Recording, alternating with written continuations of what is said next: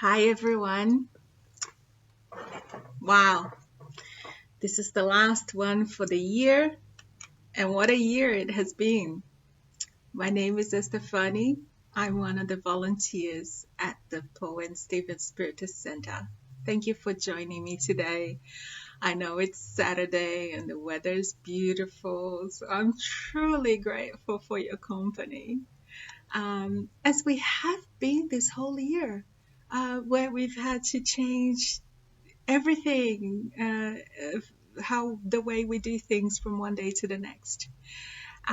So before I even start, I'd like to ask that over the break period, please look through our library of lectures that I believe there are over 70. So surely there's one you haven't seen or one you could watch again. It's amazing how much and how quickly we forget things.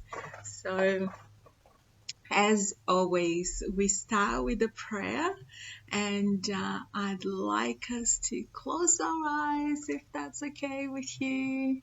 Take a deep breath in through the nose, out through the mouth. Relax your neck. Move it gently from side to side, from front to back. Take another deep breath. Let it out. Relax your shoulders. We carry so much tension over there. Gently move them back. Open your hearts to the vibrations of peace and learning of this session. And take another deep breath. We'll start with the prayer that our beloved Master Jesus taught us. Our Father, who art in heaven, hallowed be thy name. Thy kingdom come. Thy will be done on earth as it is in heaven. And give us this day our daily bread, and forgive our trespasses, as we forgive those who trespass against us. And lead us not into temptation, but deliver us from evil.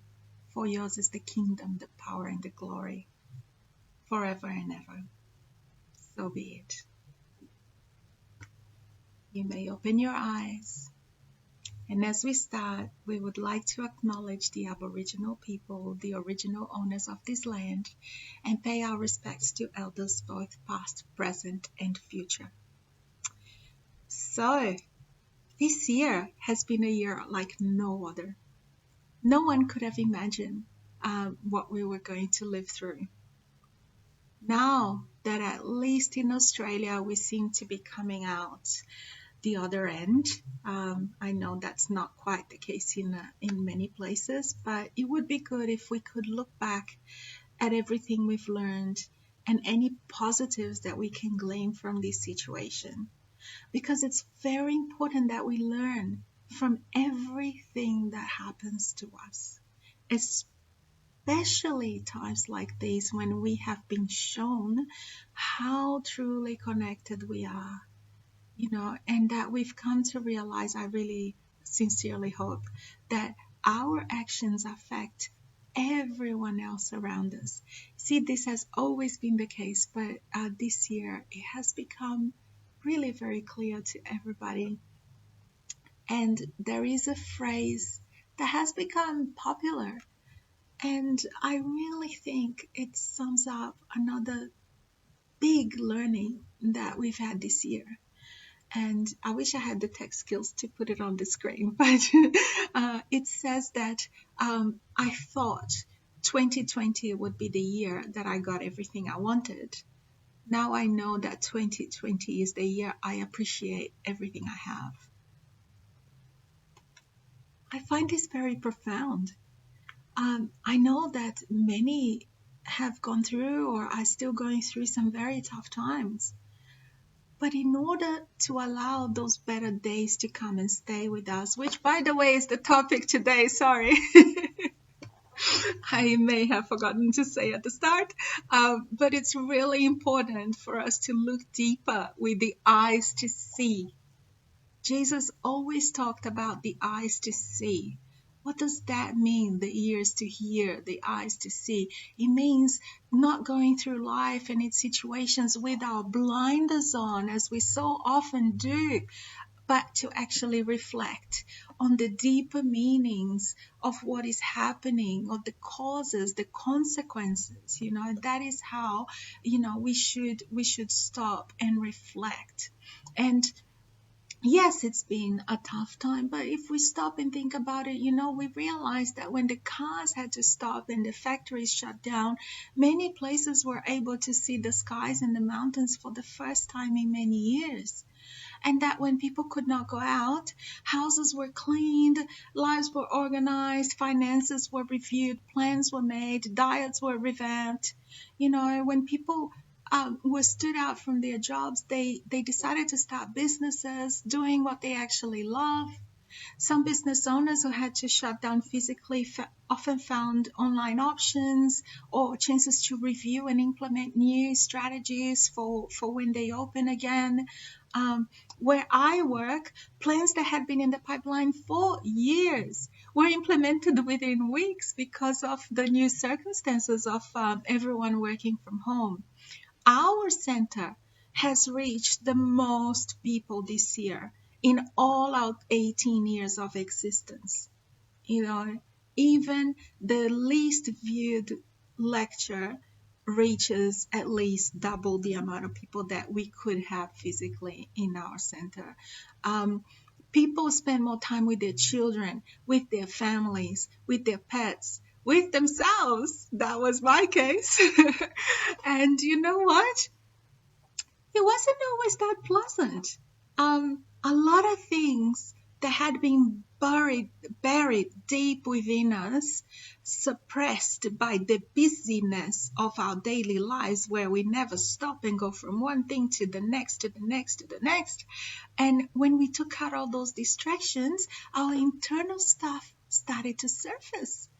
And a lot of people struggled with that. Mental health has been a big issue, well beyond the main traumas of actually catching the virus or losing a loved one or losing your job. Like people who didn't go through any of those things still struggled, right? Because all of that stuff came up. So it's time that we deal with it, that let's not lose the opportunity that, who knows if it will present itself again, or if you know how these things are. When the opportunity comes and we don't take it the next time, it comes a little bit worse. So let's do it now. But really, the widespread panic has been the real pandemic. Not only does fear and panic lower our immune systems, making us more vulnerable physically, it makes us sometimes act irrationally and very often selfishly. In the book Astro City, or No Solar, as so many of us know it, the spirit André Luiz, it was by the spirit André Luiz, but channeled by the wonderful medium Chico Xavier. In chapter 41, André goes to a lecture by one of their leaders who had just come back from a war zone in Poland in the Second World War. And he was saying that things were so much worse than anyone could ever have expected, and that they had to quickly implement classes to combat fear that situation would likely cause in most people, right?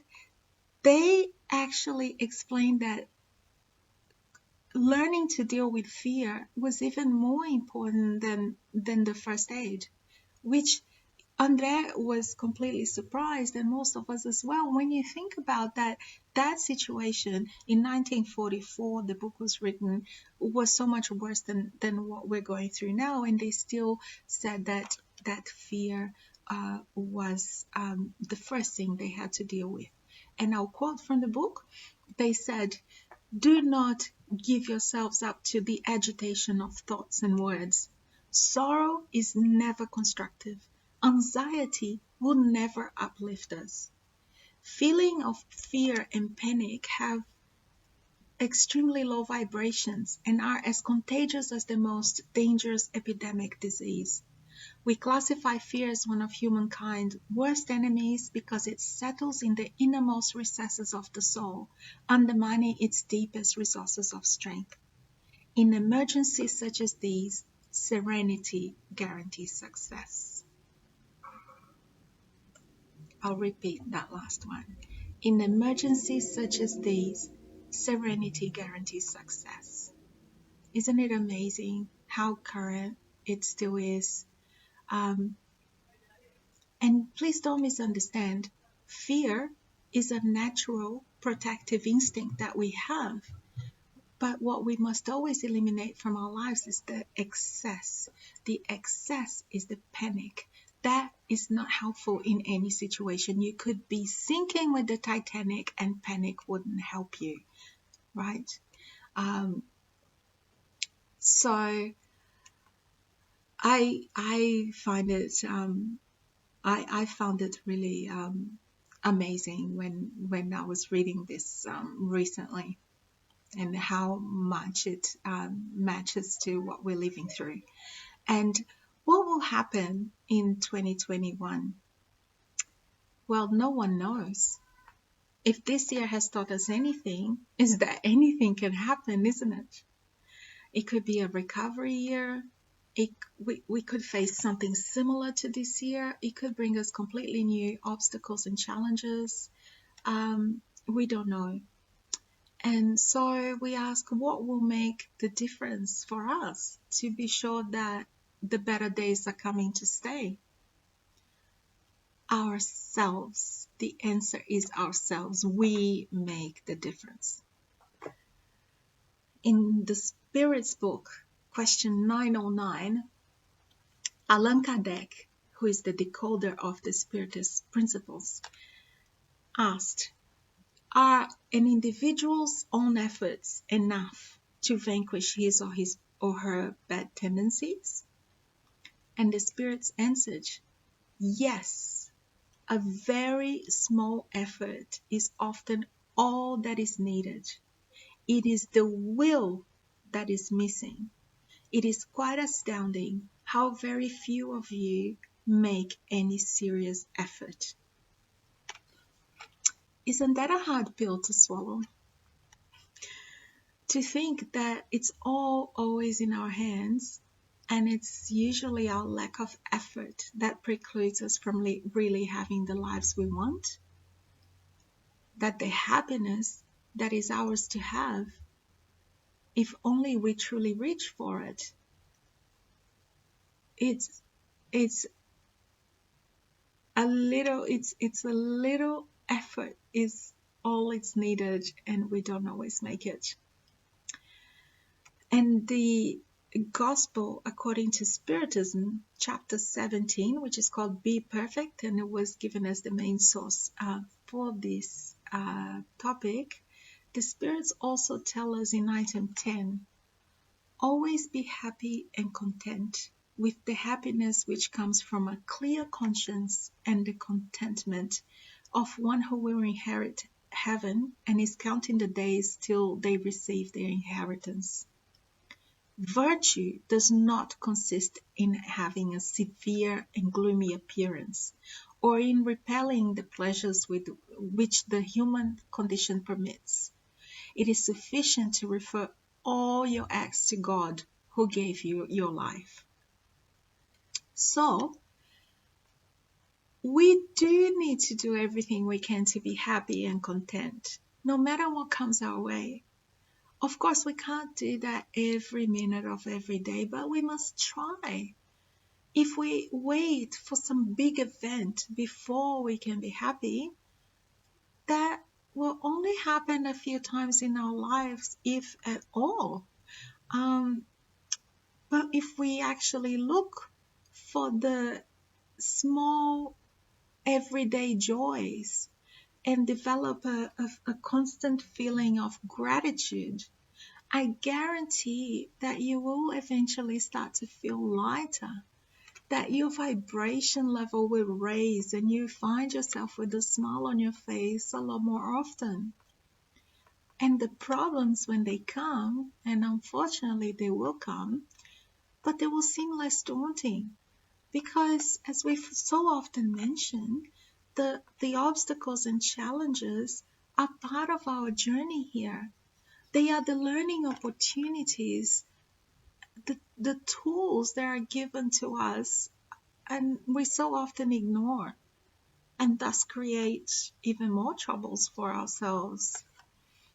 Um, so better days will come to stay when we remember to have faith, when we remember that God and the higher spirits are always looking out for us, when we tune into our intuition and our higher conscience, when we look after our bodies, which are the current temple of our souls, when our body is healthy, when our immunity and our vibration is high, viruses will not have any chance to bring us down.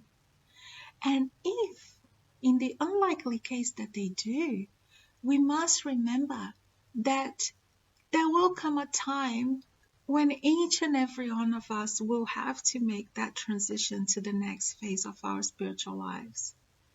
This material experience is one moment in time within our spiritual existence. So let's not spend it living in fear. Yes, we must look after ourselves. Yes, we must look out for one another. No, we do not need to panic. I'd love it if you read chapter 1 of book 4 in the Spirit's book, where it talks about the earthly joys and sorrows. There are so many questions and answers there about our happiness, our unhappiness, the what's, the why's, the how's. There's just some amazing material for reflection. It's not the kind of thing that you just read and, move on. You have to actually think about it, and there's not enough time today to go through all of it. So I would like to leave it to you as homework. You're going to have plenty of time to do it. So, yeah, have a look. There's just so much stuff there. And in this new year, or even with what's left of the current year, getting back to the original thought from the start of this chat, let's take moments each day to appreciate what we do have. It's a lot more than we realize. Let's be grateful when we have a great cup of coffee or tea or whatever. When we hear a song that makes us smile or makes us remember something, everything is so connected in our memory. Sometimes we hear a song that we haven't heard for many years, and whatever situation that was happening when we last heard it or will come back to us. Let's be grateful when we have a beautiful sunny day. Let's be grateful when we have shelter in a rainy day or in a cold day. When someone we haven't been in touch with for a while reaches out. There are opportunities all around us every day to be grateful, to smile, to counterbalance everything else that is happening. If we only watch the news all the time, everything will seem negative. And while it is important to understand what's going on around us, it's also important to connect with our higher purpose. And as the great song said to us, and I'm sorry, I wish I could sing, but my voice is not appropriate. But when I find myself in times of trouble, Mother Mary comes to me, speaking words of wisdom, let it be. And in my hour of darkness, she is standing right in front of me. There will be an answer. Let it be. This too shall pass. But the world will only change for the better when each and every single one of us makes the change within ourselves. When we do make that change, better days will most definitely come to stay. I promise.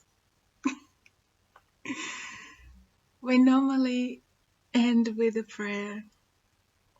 So please, if you feel comfortable, close your eyes again.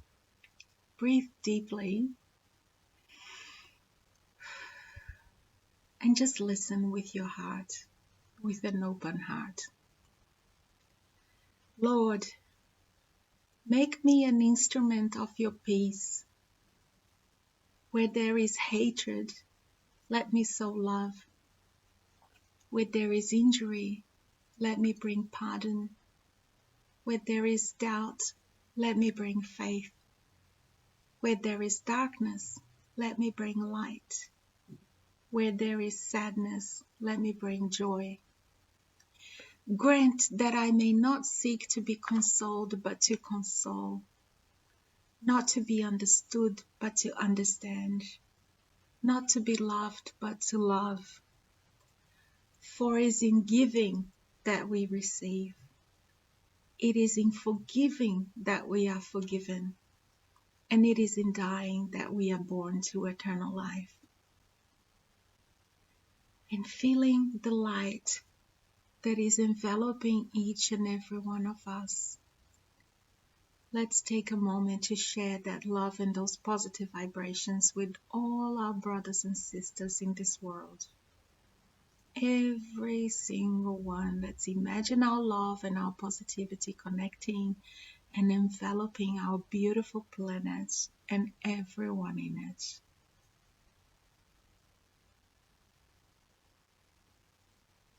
So be it. You may open your eyes again. Thank you.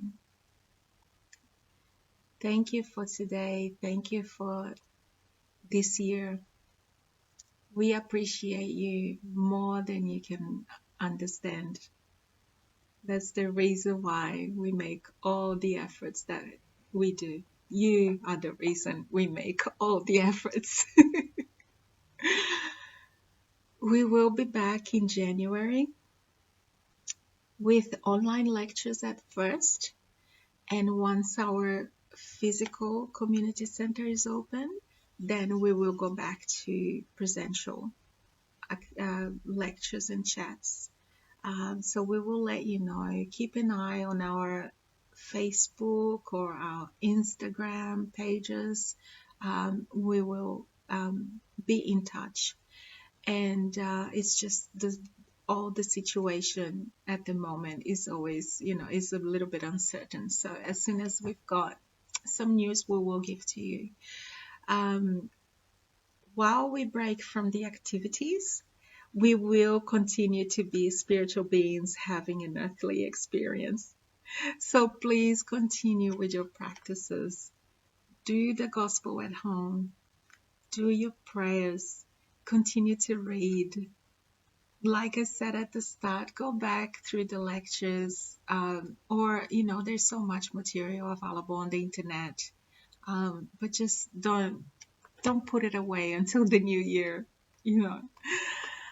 And we are having a farewell tomorrow at the West Beach Pavilion in St. Kilda. I hope to be able to see some of you there. We'll be there from about 4 p.m. onwards. And I would like to wish you all light, peace, and love, not just for this holiday season, but always. Take care.